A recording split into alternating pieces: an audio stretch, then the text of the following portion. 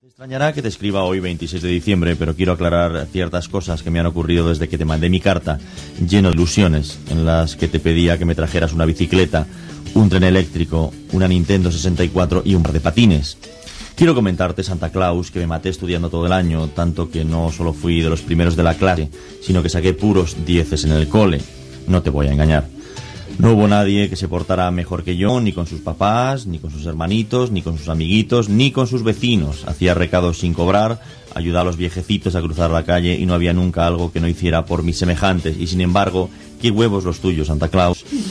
Es que dejar debajo del arbolito una puta peonza, una mierda de trompeta y un maldito par de calcetines, qué cagada.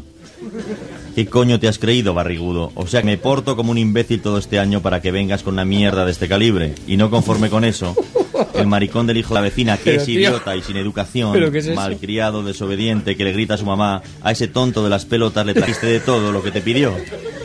Por eso ahora quiero que venga un terremoto o algo así, para que nos lleve a la mierda a todos, ya que con un Santa Claus como tú, tan incompetente y falso, mejor que nos trague la tierra.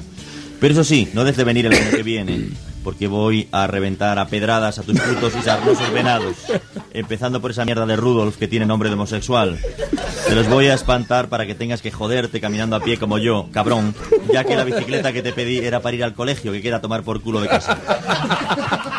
Pero Guillermo, por favor. Y no quisiera despedirme sin antes mentarte a la madre que te parió. Ojalá que cuando hayas subido muy alto se te dé la vuelta el puto trineo y te pegues una buena... Bien, por ser tan hijo de puta. Pero eso sí, te advierto que el año que viene vas a saber lo que es un niño maldito y un poquito cabrón. Atentamente, Nano. Postdata, la peonza, la trompeta y el par de calcetines puedes recogerlos cuando quieras y metértelos por el culo. Bueno, yo creo que tiene un idioma ciertamente, pero bueno, la historia es suficiente como para poderla comentar.